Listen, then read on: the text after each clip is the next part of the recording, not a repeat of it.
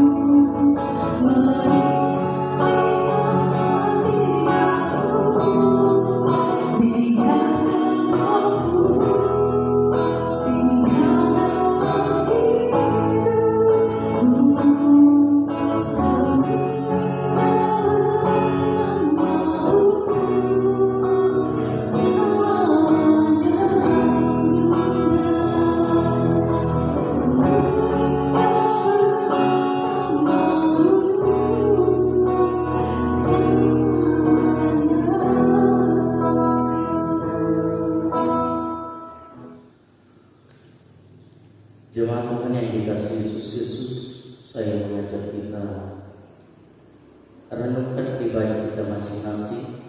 Mari kita tundukkan kepala kita. Mari kita menyadari diri kita bahwa kita ada sampai hari ini itu karena anugerah Tuhan.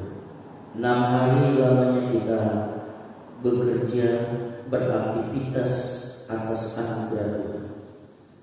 Hari ini hari Sabat, hari yang ke-7. Tuhan mau memberkati kita. Dia mau kita bersekutu dengan Dia. Itu sebabnya Dia menetapkan hari Sabat adalah hari perhentian, di mana kita bisa komunikasi, menyembah dan mengagungkan Dia. Walaupun setiap aspek kehidupan kita setiap hari kita juga menyembah Dia, tetapi hari ini adalah hari khusus untuk Tuhan mendengarkan dan bertata atas pujian kita. Mari kita sembah Dia, agungkan Dia, muliakan Dia, dengarkan Tuhan berbicara dan berbicara dengan Tuhan lewat doa. Mari kita tinggalkan semua hal-hal yang merintangi kita. Arahkan hati dan pikiran, sembahlah Dia di dalam roh dan kebenaran. Bapa, di dalam nama Yesus, hati kami telah siap menyembah. Kami mau lebih dalam lagi dalam ibadah ini. Tuhan menyertai dan memberkati ibadah kami. Dimanapun umat Tuhan mengikuti ibadah ini dan setiap pemirsa yang mengikuti ibadah ini, baik yang secara online lewat Facebook maupun yang lewat YouTube ini, hamba berdoa di dalam nama Yesus. Tuhan melengkapi dan mengurapi kami semua. Kami boleh menjadi alat utama Tuhan. Kami semua boleh menyembah Tuhan di dalam nama Tuhan. Memberkati semua fasilitas yang kami gunakan. Memberkati umatmu dimanapun berada. Memberkati hamba-hamba yang ambil pelayanan. Urapi dengan tulus.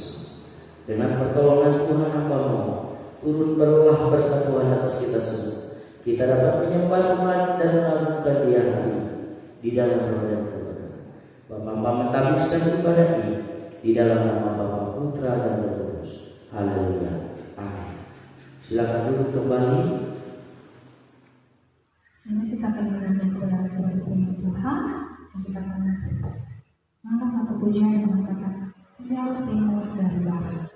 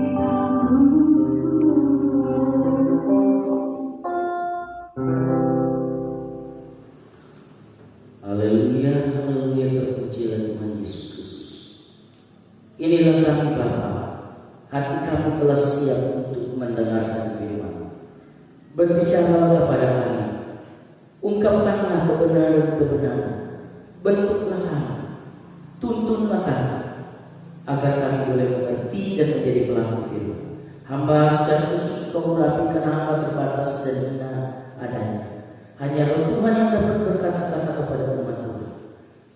Sembunyikanlah hamba-Mu ini, biarlah Roh-Mu yang lapang dan berbicara dan mengungkapkan firman-Mu. Memberkati umat Tuhan yang duduk mendengar di dalam gereja, maupun yang dari rumah atau dari mana saja yang mengikuti ibadah secara online. Di dalam nama Yesus Tuhan, Tuhan memberkati dan memberkati. Hamba memberitakan firman ini hanya di dalam nama Yesus Kristus. Haleluya. Amin. Shalom, salam sejahtera dalam kasih Tuhan kita Yesus Kristus. Selamat pagi, selamat hari Minggu. Bapak Ibu Saudara yang ada di rumah atau dari mana saja, saya menyapa saudara selamat hari Minggu. Shalom. Bapak Ibu yang ada di dalam ruangan ini, shalom. Tuhan Yesus memberkati kita semua. Puji syukur kepada Tuhan. Tidak terasa Tuhan terus menuntun kita dari hari ke hari, dan tidak terasa hari ini kita boleh kembali menyembah dan mendengarkan firman Tuhan. Mari kita membuka firman Tuhan di dalam 1 Petrus pasal yang keempat. 1 Petrus pasal yang keempat, ayat 7 sampai ayat yang ke-11. 1 Petrus pasal 4 ayat 7 sampai ayat yang ke-11 tertulis demikian: kesudahan segala sesuatu sudah dekat. Karena itu, kuasailah dirimu dan jadilah tenang, supaya kamu dapat berdoa. Tetapi yang terutama, kasihilah sungguh-sungguh seorang akan yang lain, sebab kasih menutupi banyak sekali dosa. Berilah tumpangan seorang akan yang lain dengan tidak bersungut-sungut. Layanilah seorang akan yang lain sesuai dengan karunia yang telah diperoleh tiap-tiap orang sebagai pengurus yang baik dari kasih karunia Allah. Jika ada orang yang berbicara, baiklah ia berbicara sebagai orang yang menyampaikan firman Allah. Jika ada orang yang melayani, baiklah ia melakukannya dengan kekuatan yang dianugerahkan Allah, supaya Allah dimuliakan dalam segala sesuatu karena Yesus Kristus. Ialah yang mempunyai kemuliaan dan kuasa sampai selama-lamanya. Amin. Puji nama Tuhan. Bapak Ibu Saudara yang dikasihi Tuhan Yesus Kristus, hari ini kita sungguh bersyukur atas anugerah dan kasih karunia Tuhan. Kita boleh nikmati hari ini.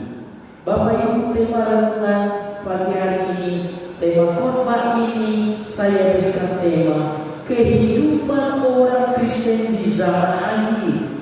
Saudara-saudara yang dikasihi Yesus Kristus, perjalanan hidup kita di dalam dunia ini diawali, kemudian berjalan, kemudian akan berakhir.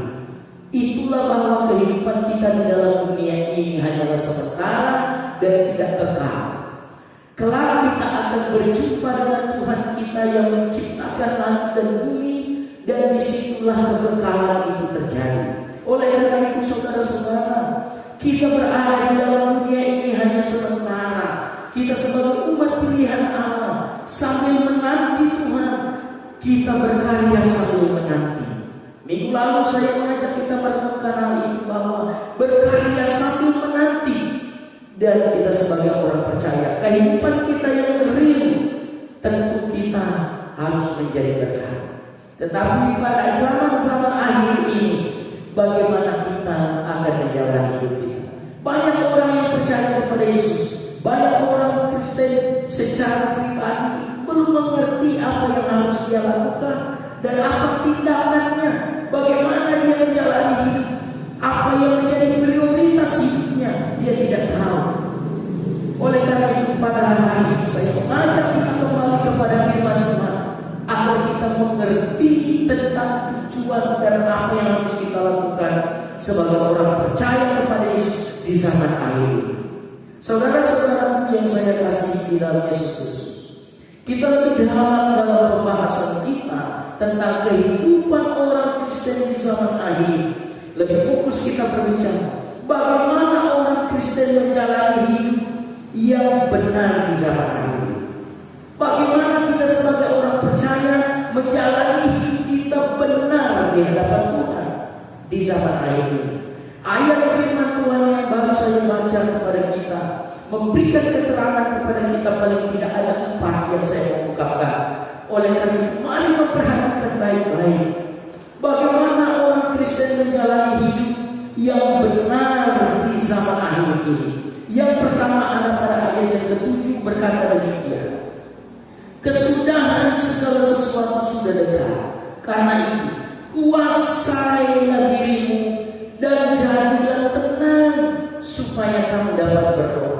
Yang pertama saudara, bagaimana kita sebagai orang percaya menjalani kehidupan kita sebagai orang Kristen yang berkenan di hadapan Tuhan, agar kita tetap terjaga, berkarya sambil menanti. Yang pertama, kita harus kuasai diri. Catat ini baik-baik, kuasai dirimu. Saudara-saudara, firman Tuhan ini mengajak kita untuk menguasai diri kita, bukan menguasai diri orang lain, bukan memponis orang lain, bukan mengkoreksi orang lain, tetapi kita menguasai diri kita terlebih dahulu. Pertanyaan yang muncul, mengapa kita ini perlu menguasai diri kita? Ada apa dengan dunia ini? Ada apa dengan diri saya dan saudara? Mengapa kita perlu menguasai diri kita? Ayat ini juga menjelaskan mengapa kita perlu menguasai diri kita, supaya kita tenang. Supaya kita tenang. Rupanya di dalam kehidupan kita ini ada hal yang bergejolak dalam diri kita yang membuat kita rasa takut, membuat kita risau, membuat kita tidak menentu. Itu dari diri kita. Kemudian di luar diri kita, lingkungan dan sekitar kita, ada hal yang bergejolak, ada hal-hal yang tidak baik muncul terus silih berganti menggacau kehidupan kita. Di dalam situasi seperti ini engkau bisa tenang. Jangan sampai ketakutan itu menguasai. Ingat, kasih karunia Allah itu lengkap dalam diri kita, menghilangkan rasa takut. Tetapi kalau masih ada rasa takut, berarti kuasa dan kasih Allah itu belum sempurna dalam diri kita. Engkau harus tenang. Dalam situasi pandemi ini engkau harus tenang. Dalam situasi apapun engkau harus tenang. Bukan rasa khusyuk, bukan tidak ada pengharapan, bukan bertindak sembarangan. Engkau harus tenang di dalam Tuhan. Itu sebabnya engkau harus kuasai diri, agar engkau memiliki ketenangan jiwa, ketenangan hati di dalam dirimu itu. Itulah yang sesungguhnya. Mengapa engkau perlu menguasai dirimu? Agar engkau dapat berdoa. Doa itu penting, saudara. Di zaman akhir ini, di situasi seperti ini, adakah engkau dengan tenang bisa berdoa? Kondisi dan kehidupan kekristenan menuntut engkau bisa tenang dan bisa berdoa setiap hari. Hari ini, saudara, kalau engkau merenungkan dirimu dan engkau adalah orang percaya yang belum tenang hidup, yang belum bisa berdoa, mari kau kuasai, taklukkan dirimu. Yang kau munculkan adalah ketenangan jiwa. Yang kedua, kau dapat berdoa. Mari berdoa dengan panggilan jiwa yang kesadaran penuh. Jangan dipaksa-paksakan. Engkau harus dengan kesadaran untuk berdoa dengan sungguh-sungguh. Inilah yang harus kita lakukan sebagai orang percaya dalam menjalani hidup di zaman akhir ini. Kuasai diri, taklukkan diri, tenteramkan diri, agar engkau tenang, agar engkau dapat berdoa. Yang kedua, bagaimana orang Kristen menjalani hidup yang benar di zaman akhir ini? Selain menguasai diri, yang kedua engkau harus mengasihi dengan sungguh-sungguh. Engkau harus kasihilah sungguh-sungguh seorang akan yang lain.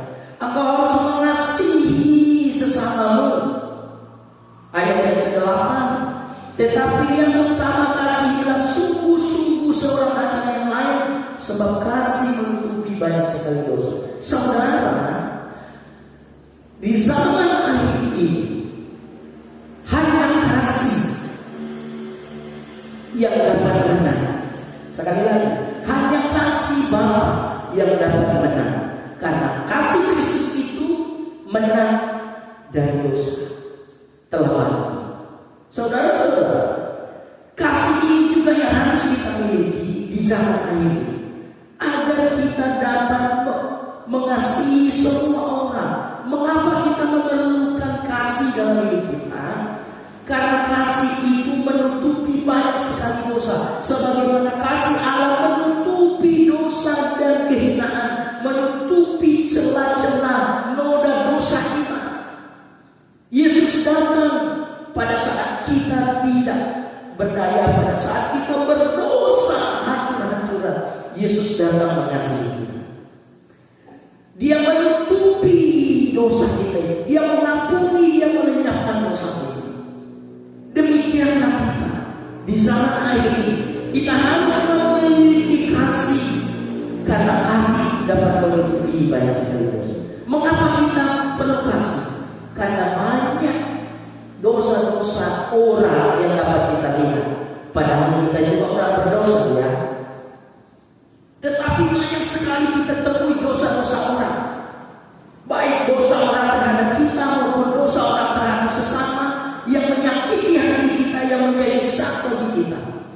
Disitulah kita membutuhkan kasih itu, dan kasih itu menutupi banyak sekali dosa itu, sehingga kita tidak melihat dosa orang, sehingga kita tidak memperhitungkan dosa orang terhadap kita lagi. Itu sebabnya kita memiliki kasih. Hari ini saya mau memastikan dalam renungan ini, renungkan baik-baik. Adakah kasih Allah dalam dirimu, dalam hati? Dapat mengukurnya? Adakah engkau dapat mengampuni orang lain? Adakah engkau dapat memaklumi orang lain?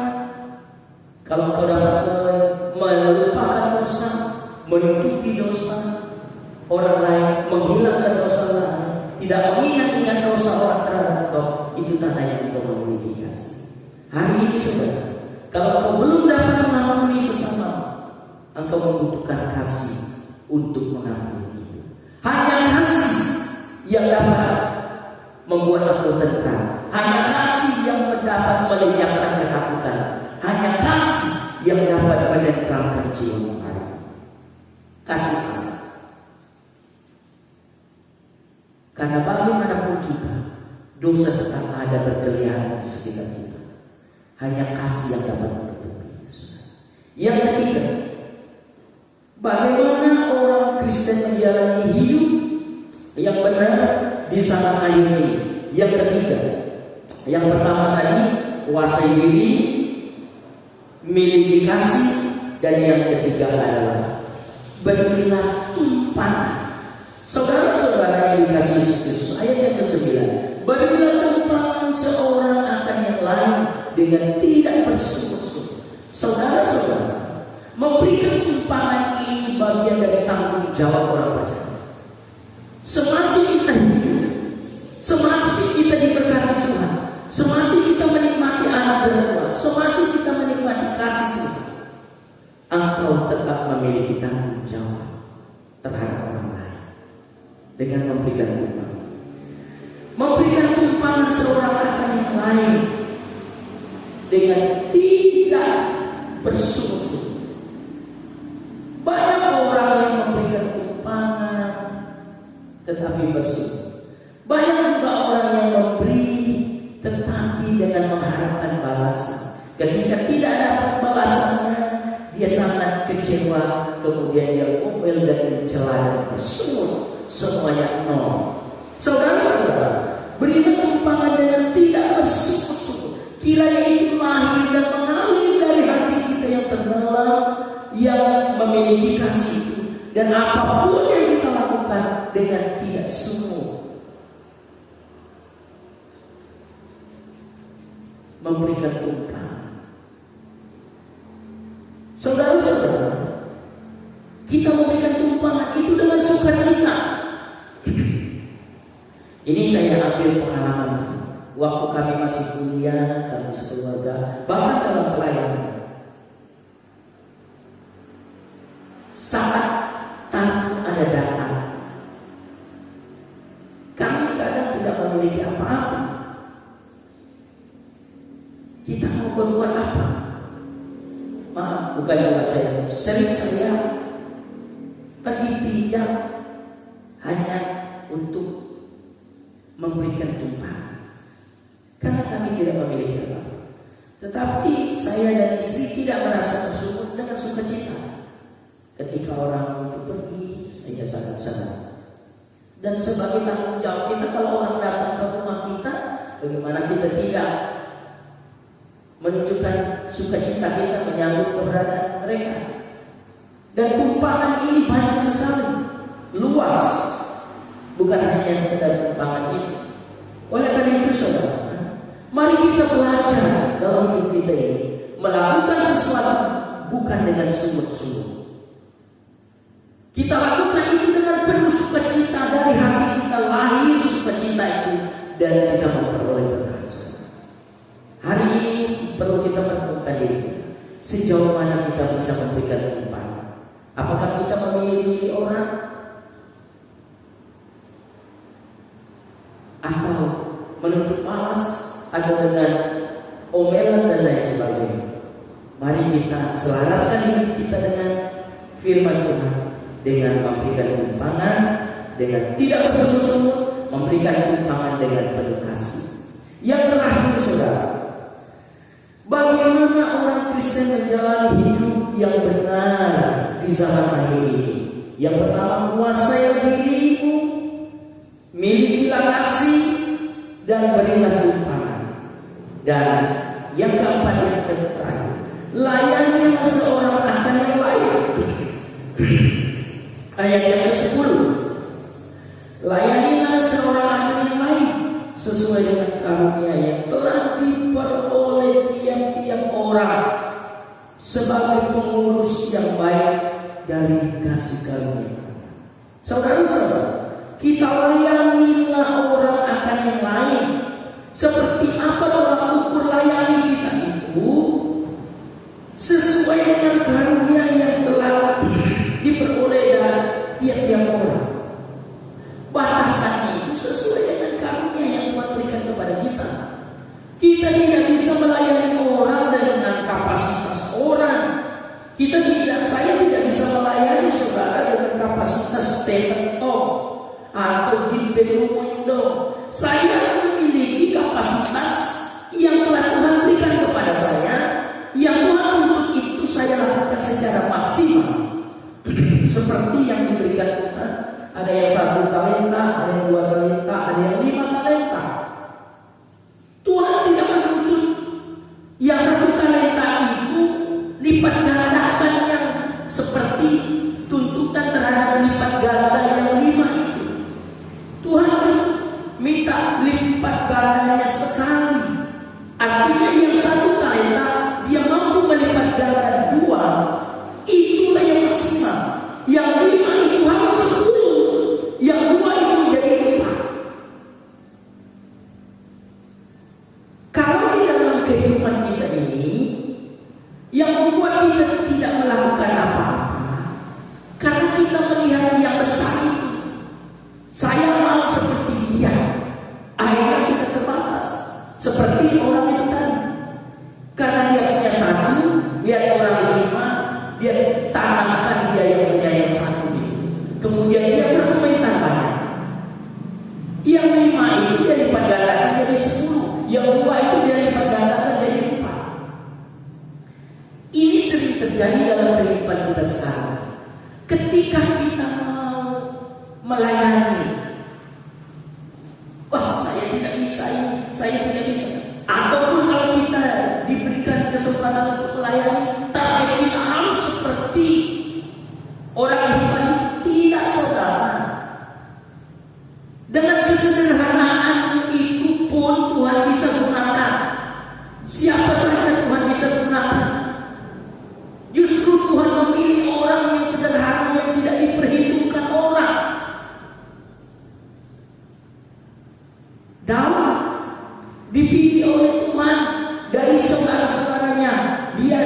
diperhitungkan dalam keluarga. Itu sebabnya dia tidak diundang waktu Nabi Samuel datang mendekati anak Isai.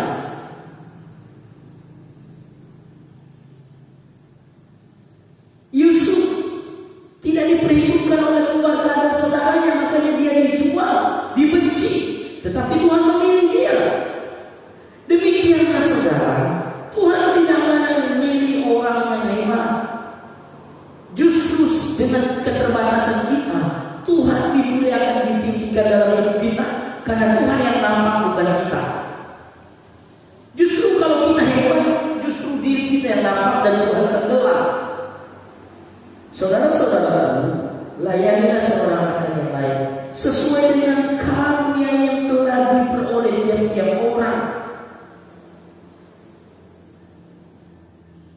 Temukanlah karunia yang Tuhan berikan dalam diri kita dan gunakan itu, saudara. Ingat, kalau kita tidak gunakan, satu saat Tuhan akan minta pertanggungjawaban karunia yang Tuhan berikan kepada kita. Walaupun kita terampil di dalam hanya menyapu, kalau kita tidak bisa melakukannya, Tuhan minta pertanggungjawaban. Saudara-saudara, layanilah seorang akan yang lain sesuai dengan kasih karunia Allah, karunia yang Tuhan berikan kepada kita. Ada karunia yang diberikan lewat pengembangan sidang penatua jemaat. Contohnya, sebagai pengurus jemaat, itu karunia yang Tuhan berikan lewat pengembangan sidang penatua jemaat, ditabiskan, dikukuhkan dalam nama Bapa. Entah aku sebagai panitia hari besar, entah aku sebagai panitia pembangunan, pengurus organisasi, berkawan berkarya selama minggu. Itu karunia yang Tuhan berikan lewat penumpangan sidang penatua. Dan itu Tuhan minta pertanggungjawabannya juga. Kalau kau tinggal diam, satu saat kau harus memberikan pertanggungjawaban. Oleh karena itu saya mengajak kita semua, mari kita terlibat melayani Tuhan. Gereja ini adalah lapangan tempat kita melayani. Lingkungan kita, dimanapun kita bekerja, dimanapun kita bermasyarakat, juga menjadi lapangan tempat kita melayani sesama kita, menunjukkan kasih kita kepada saudara. Layanilah seorang akan yang lain sesuai dengan pengurus yang baik. Sebagai pengurus yang baik, ayat ini, sebagai pengurus yang baik dari kasih karunia kita ini diteguhkan oleh Tuhan menjadi pengurus yang baik dari kasih karunia Allah. Kita ini mengurus kasih karunia Allah di muka bumi ini. Artinya kita harus memberitakan kasih karunia Allah. Kita tunjukkan hidup di dalam kasih karunia Allah. Kita harus memperlihatkan bagaimana hidup di dalam kasih karunia Allah. Ada banyak orang yang bingung, ketakutan dan lain sebagainya. Apalagi sekarang ini, kalau vaksin itu ada chipnya dan lain sebagainya, sehingga orang ketakutan. Ingat, di dalam Roma menyatakan bahwa tidak ada kuasa di langit, di bumi, atau makhluk lain, kuasa manapun yang dapat memisahkan kita dari kasih karunia Allah. Apalagi yang namanya suntik dan lain sebagainya, tidak ada yang bisa memisahkan kita dari kasih karunia Allah. Asal kau percaya, Tuhan pasti menuntun, Tuhan pasti memberkati, melindungi, menjaga engkau, saudara-saudara. Percayalah, pemerintah adalah wakil Allah. Marilah kita melakukan tugas kita sebagai pengurus kasih karunia Allah. Artinya sebagai pribadi yang menunjukkan kasih karunia Allah kepada seluruh dunia ini. Mari kita terus dia dalam pekerjaan Tuhan. Mari kita terus dia di dalam melayani Tuhan, di dalam penginjilan, di dalam misi lintas budaya, misi sedunia. Mari kita terlibat di dalamnya, saudara. Mendoakan dunia ini, mendoakan keselamatan, mendoakan supaya orang diberkati, menikmati damai sejahtera. Tidak hanya kita yang menikmati damai sejahtera. Itulah yang harus kita kerjakan, saudara. Demikianlah kehidupan orang Kristen di zaman akhir ini yang harus kita mainkan, dan peran itu yang kita harus lakukan. Bagaimana caranya orang Kristen menjalani hidup yang berkenan dan benar di zaman akhir ini? Pertama, engkau harus menguasai diri. Mengapa? Engkau menguasai dirimu, engkau akan dapat tenang, engkau dapat berdoa. Bagaimana engkau harus menjalani hidup sebagai orang Kristen di zaman akhir ini? Engkau harus kasihilah sesamamu sungguh-sungguh, memiliki kasih dengan sungguh-sungguh, dan berilah tumpangan kepada orang, karena orang membutuhkan pertolongan kita hari ini. Seharusnya orang percaya yang menunjukkan, membantu orang-orang di jalan seperti yang dilakukan. Kalau kita ingat, ada satu pramugari yang mundur dan melakukan tugas yang menjadi jalan-jalan dengan orang gila di jalan. Seharusnya orang percaya, karena kita memberikan kasih dan tumpangan. Yang ketiga, berilah tumpangan orang akan yang lain, dan layanilah seorang akan yang lain. Demikianlah kehidupan kita sebagai orang percaya di zaman akhir ini. Karena sesungguhnya manusia membutuhkan orang percaya, orang yang dapat memberkati di zaman. Demikianlah firman Tuhan. Tuhan Yesus memberkati kita sekalian. Bapa, di dalam nama Yesus kami sungguh bersyukur karena pertolongan Tuhan bagi kami. Hari ini kami bersyukur karena kami boleh belajar firman Tuhan. Biarlah firman Tuhan ini termeterai dalam kehidupan setiap orang dan setiap hati dan telinga yang mendengar, agar firman Tuhan ini dapat dipraktikkan, dapat menjadi tuntunan hidup mereka. Memberkati kami semua. Hamba memeteraikan firman Tuhan ini. Hamba memberkati setiap telinga yang mendengar dimanapun berada. Di dalam nama Yesus Kristus Tuhan, firman Tuhan ini menjadi bagian hidup kita. Haleluya, amin. Demikianlah firman Tuhan, saudara-saudaraku sekalian yang saya kasihi di dalam Yesus Kristus. Tuhan Yesus memberkati kita, tetap semangat. Shalom. Mengucapkan syukur kita kepada Tuhan. Dan sambil kontong persembahan dijalankan, mari kita kirimkan pujian dengan kata jangan lelah. Dan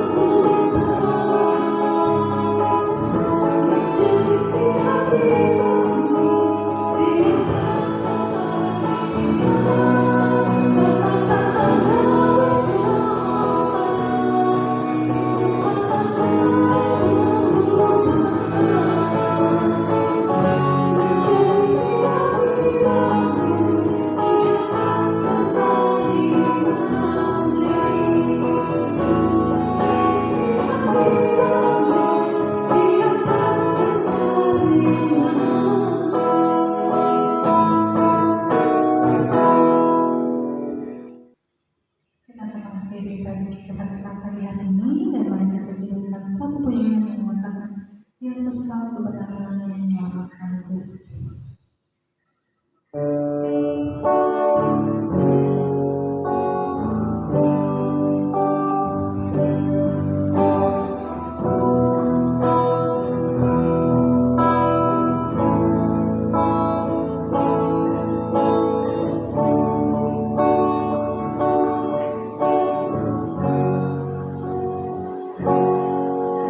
Yesus selalu kebenaran